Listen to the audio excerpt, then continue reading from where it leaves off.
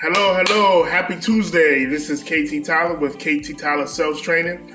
I just wanted to share some good information with you that can help you with your sales career. As a trainer, I love helping people. That's one of the things I really love doing. So today, I'm down here in Maryland. I don't know where you're located, but it's a little bit brisk outside. But I'm going to bring you some information that'll brighten up and warm up your life. So what I'm going to cover today is the 10 sales commandments. Now, there's different variations to it, but I'm going to give it to you the way that I believe that the commandments should flow and should be followed when it comes to sales. Number one, you have to love the product that you sell. That's it, bottom line. Like say, most people don't understand if you don't love the product that you sell, it's going to be seen. It's going to be noticed. You see what I'm saying? You cannot go off of another person's experience when it comes to selling a product that you do not love yourself. You will always be figured out as a fake. And in sales, you want to be real. So you got to love it. You got to have passion for the product. That's number one. Number two, listen intently. This is very, very, very important for a salesperson. You have to listen, not to listen to speak or not listen to prove something. Listen to develop another question so you can really get in deep to where you can probe to find out what the problem is. That's the key thing for intentional listening, to really get the understanding on what is it that they're experiencing that is an impact in their life that you can figure out based off of you listening to them and asking the right question. And as we identify in my training, it's what we call a picture perfect question. You have to identify and you have to learn what that is. That's what I train on. Number three, honor your word. Honor your word. Listen, when it comes to sales, most people believe salespeople do not tell the truth. You have to honor your word.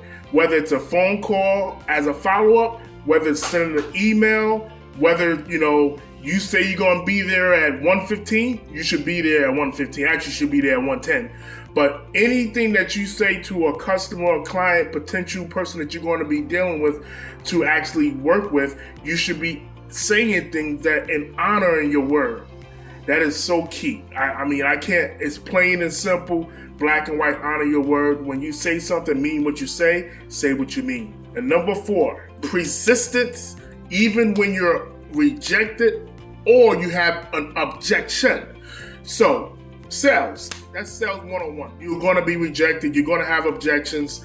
You just got to learn, like number two, by you listening and asking the right question, you're going to get the rejection, but if you ask the right question, you may be able to identify where the rejection is coming from. Now, you may get an objection, and to me, objections just meaning you have not uncovered the real reason why, what the real need is. That's why most people object, or they're just not clear on what you're kind of explaining to them as far as what you can do for them.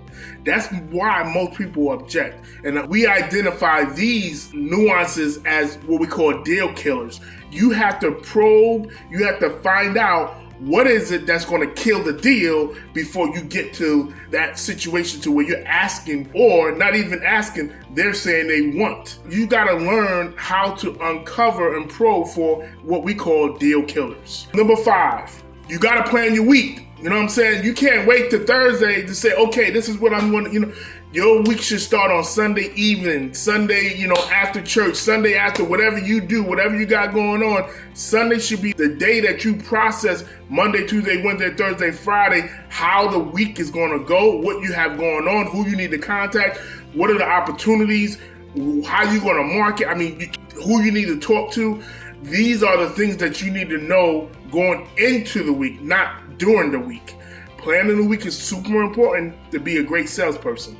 Number six, you have to follow a process. If you don't have a sales process, listen, you need to get with whoever you're working with or find someone like myself that can train you and help you with a sales process based on what you're selling.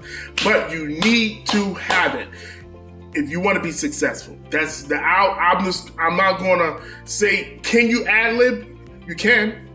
Will you be successful? No, not really. You need a process in order to follow. Yeah, you have to maybe change up here and there, but if you don't have a process from A to Z that you'll follow on any given day, chances are you're having frustration. Chances are you may be struggling. Chances are you're having this up and down type of situation.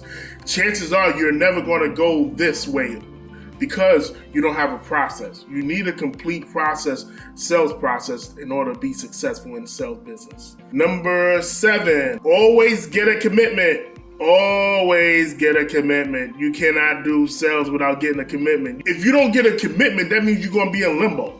That means you're always going to be scratching your head. That do they like it? Do they want it? What I'm supposed to? Commitment could be anything. Get a commitment to say, hey, I'm going to be here at this certain time. Get a commitment that when we meet, you're going to bring your wife.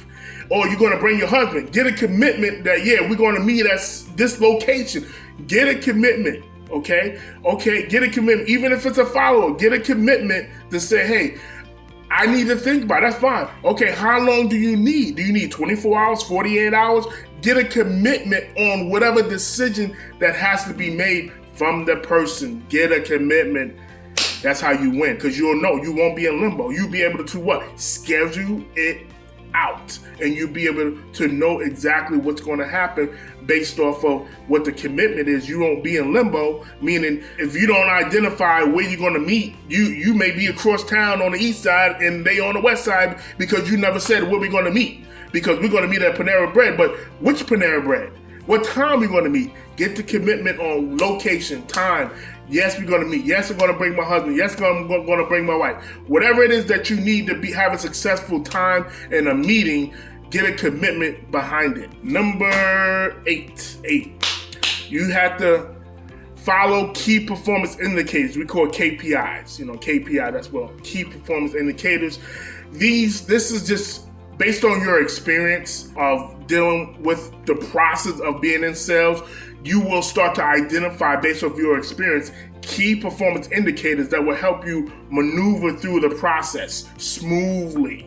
Okay, yes, it may change here and there, but as you're like I said, it starts in the beginning, love your product. As you're having passion for what you're doing, you'll start to learn what it takes to identify key indicators to help you succeed.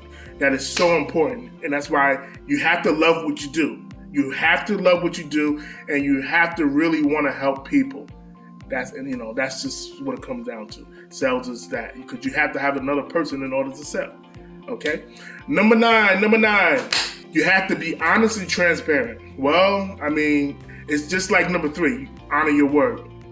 You have to be honest and you have to be transparent. Yes, being a salesperson, you do get a stigma. But that doesn't have to be your stigma. You see what I'm saying? As long as you're doing, you cross your T's, you dot your I's, you do everything on the up and up, you deliver what you say you're going to deliver, you do exactly what you're going to do. And if you can't help someone, tell them, I can't help you. No, this is not going to work. No, I can't do it. No, be okay with saying no. That's where most salespeople get in trouble, because they're afraid to say no. I can't help you. But I can refer you to someone that can. And don't be afraid to say, hey, this may not be for you. It's okay not to get every sale. It's okay. So if the person is just like you have to be honest, that person has to be that way too. It's a two-way street. So if you feel that, hey, this is not going to be a working relationship and we're not going to work, be honest. Hey, this is not going to work. Tell them. This is not going to work. I don't think this is. Maybe we have to look at something less. Depending on, maybe the price is not right. You gotta be bold, confident enough to bring someone from the top dollar that you can sell them to something lower. It's okay, but you have to be honest and you have to be transparent. Tell them. You just have to be honest and transparent. That's the key to being a good salesperson. And number 10, you have to master the close. We believe you should be able to master and close every closable deal. period. As long as you've done your part, you should be able to master and close every closable deal, okay? If you cannot close, you're gonna have a very hard time doing sales. And that's just me being honest, me 15 plus years doing this. You cannot be afraid to close the deal. Ask for the business. You have to be able to do that. So, I mean, I can't give it to you any plainer than what I've just given it to you. You have to be able to close the deal. The 10 sales commandments are so crucial. Like I said, there's different variations, but this is the one that I believe in. And if you believe in it and you follow, I know you will be successful. You have a blessed day, a blessed week, a blessed month, and a blessed year. Till I make another video, be blessed. See you at the top.